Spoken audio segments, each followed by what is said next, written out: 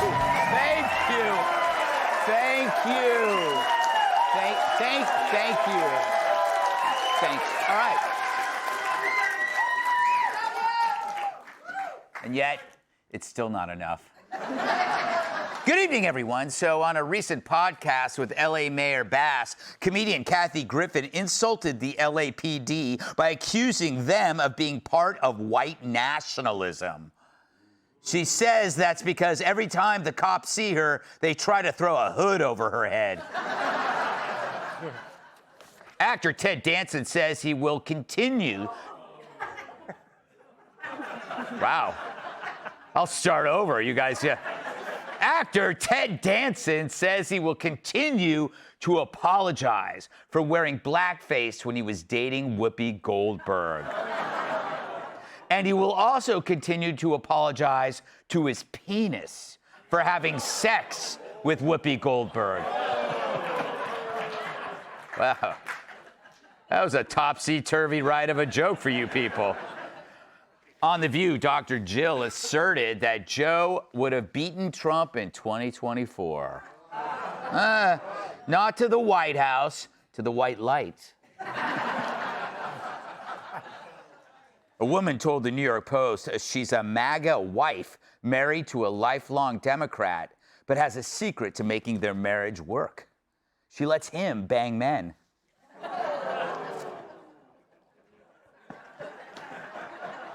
Hey, I don't make the rules. Scott Pelley is getting hammered for saying he was in combat when he simply covered combat. That's like saying I served in Iraq because I was a waiter in Baghdad. See what I did there? All right. Uber has released its 10th annual Lost and Found list. Once again, topping the list, Steve Guttenberg. A new study claims pigeons can navigate using their livers. If this works for humans, it could explain how some women can always find 2-for-1 margaritas. Oh. Sympathy applause. I don't need it. A man legally named Looney Tune was sentenced to 20 years in prison for multiple felonies. Needless to say, he plans to escape by painting a large tunnel on the wall of his cell. And finally, the New World screw worm, which eats animals from the inside out, has been finally found in America inside a cow. Scientists say this is just the latest of many reasons to avoid sex with Joy Behar.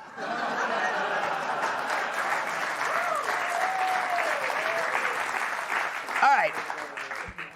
So Conan O'Brien recently gave the commencement address at Harvard University.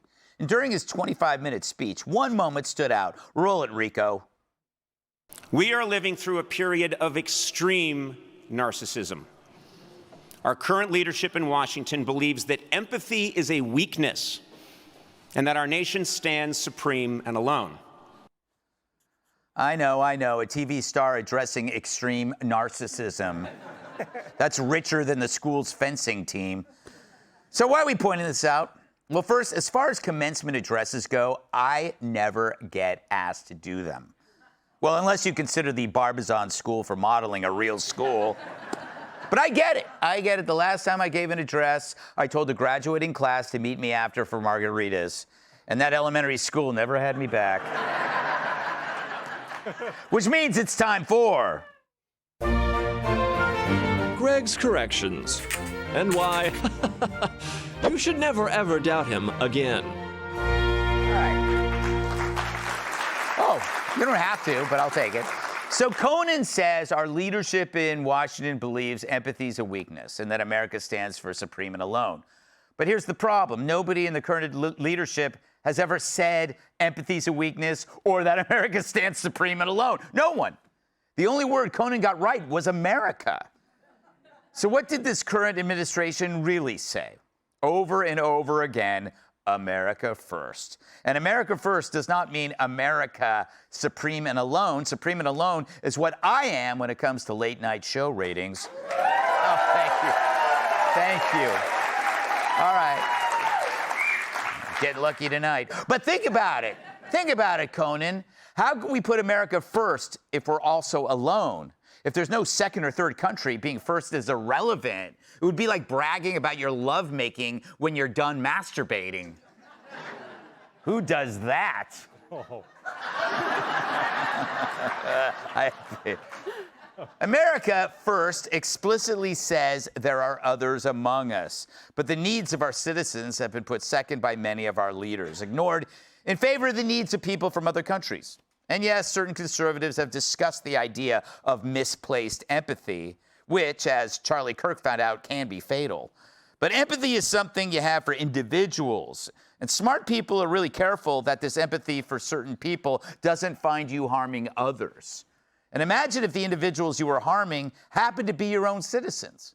Well, you don't have to imagine. Just ask Laken Riley's parents or anyone else who lost a family member to the actions of one of these creeps that we're supposed to have more empathy for. So where did Conan get this idea that our leadership in D.C. believes empathy is a weakness? Maybe this story from NPR, where guys like Conan get all their info. It's titled, How Empathy Came to be Seen as a Weakness in Conservative Circles. Wow! Why would I see that? See, the left creates narratives and then uses those narratives as evidence for their other narratives. And then they write commencement speeches about them. It's a lot like claiming that a country is racist, but only after you create the evidence yourself. Of course, the left never does that, do they? Wow, you're quick. And why does Conan use that word supreme? Well, opponents of America First have always wanted to link the movement with supremacy, as in white supremacy, when in fact America First has always been about putting the needs of its citizens of all colors in the best position possible. That's why people will do anything to get here from impoverished nations and New Jersey. America First wants America's needs met first, but the elites have trouble empathizing with our citizens because they, of course, are citizens of the world, ignoring the fact that half of the so-called world is made up of people who would kill to live here. But Conan and others have risen above the idea that America should be first. So they lecture us from on high, from their lofty perch, supreme and increasingly alone. That's not empathetic. That's just pathetic. Let's welcome tonight's guest. He once picketed in LL Bean because their mannequins had nipples. Fox News contributor Tom Shalhoub. He looks like a gay homophobe. Actor and comedian Bobby Kelly. I do. Wait, an attractive blonde in conservative media? Now I've seen everything. Political commentator Deborah Leah. And no one questions him for using handicap parking. Comedian Joe Mackey.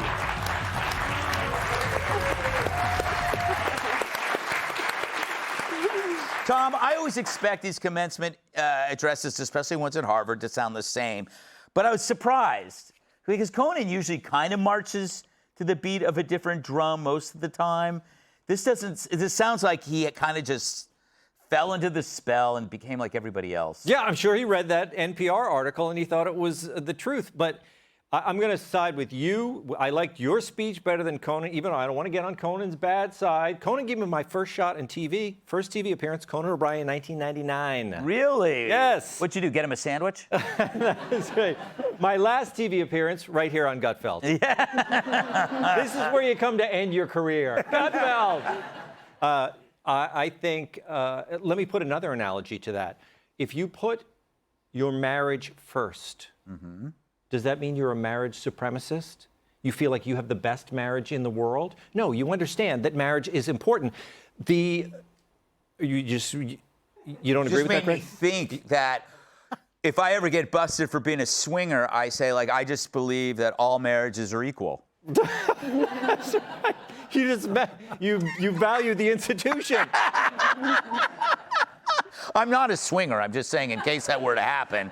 Continue, Tom, with your ridiculous analogy. Well, why is it that, America First, they immediately associate that with intolerance, but any other time that we put something first, if we say our family is first, they don't just assume that we are like racist against all other families. they understand if you live in America, of course, America is going to be first. But they are citizens of the world. They do not believe that we should have allegiance to our own country. And speaking of, Bobby, every other country is looking out for themselves. Even Somalia looks out for themselves, and yet we're not supposed to. What happened? By the way, aren't you sick and tired of hearing about extreme narcissism? Yes. You know, it's funny. First of all, I want to say I'm very close friends with Conan. Oh, I didn't know that. Yeah. And, I mean, when I say that, I mean, I feel that way. I'm pretty sure he doesn't know my first name. But, I mean, I watched the whole commencement speech, which aggravates me. First of all, I'm from Boston. Yeah. I went to Bunker Hill Community College, which is right near Harvard. And I think we had somebody who worked for Whitey Bulger do ours. And it was a minute and a half. It said, "Don't trust your closest friends." And then he left. But I mean, he did have some, I mean, look, he made fun of himself a lot. Yeah. He talked about the fact that he's doing this, he is an ego, the fact that he talked about every show he's ever had, he named after himself, which is so egotistical. I mean, you have to be a narcissist to name a show. You know what I mean, Greg? I mean, Yeah. but what? Do you know that I was actually thinking of changing my name to Gutfeld with an exclamation point? What pisses me off is that when these people who are in first class in everything, life they're in first class, tell us that we have to have empathy. Try having empathy when you're in zone 5 and there's no overhead space. It's every man for himself. You're so absolutely right. Yeah. You're absolutely right. I've never actually seen that. Is that real? Wow. Wow. Deborah, are you still in college? No. Oh, okay. Couple years out. All right. Cross you off my list. No, that was terrible. Did you have a good commencement? It was COVID, so they canceled everything 6 months out, saying they were afraid that we would infect each other. But I think the funniest part is telling Harvard students to be less narcissistic is like telling you to be nice to Jessica on the 5. It's impossible. They cannot do it. But in that speech, he went and he was talking about the DOJ suing Harvard for failing to protect their Jewish students after October 7th. And he was saying that he had more merit to sue over his poor sex life freshman year. And this goes to show that Harvard never really cared about this issue with anti-Semitism. It was all a joke for them. And every single student on college campuses deserve equal protections and should not feel harassed, intimidated on their campuses. So I think the funniest part of his speech was just telling their students that their degree is worthless. Don't be narcissists. There's nothing inspiring in that speech. Are you going to be able to shoehorn this anti-Semitism stuff into every segment? With Harvard? Maybe. Let's see. I know, but I'm all for it. I just want to make sure. All right, that was for the Jessica line. Okay, Joe. Fair. Joe. Joe. Are you kind of mad that you've never been asked to do a commencement speech? I think you do a really good job. What? I don't know. I think graduation's like, you graduated Harvard. Why do you need this inspirational speech at the end? Just let the graduation end. Just go out into the world. It's over. Give the speech at the beginning. That's when you need the speech. Right? But yeah, I mean, I did Conan. I performed stand-up on his show. He was my favorite late-night comedy talk show until this one. You're the king, boss. Yes, don't you know it? But the thing that frustrated me, he made some good points, but the thing that frustrates me is when you get the straw man argument, because he said, started talking about how, they want to cut back on the number of foreign students. And then he shifted the argument to, like, no foreigner has contributed to America. And obviously that's not the case. I've got Anne Murray in my CD player as we speak. Yes.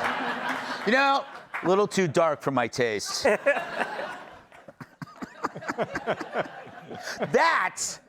Nobody cares. Okay, I have to go, but I had this idea. You know, I did some research. Do you know that they have graduation ceremonies at prison facilities? And I was thinking, like at Utah State Correctional, Northwestern Prison Education Programs, I would do commencements at a prison because they would appreciate it. Yep. They would like it and they would listen. I've always thought you'd be very popular in prison.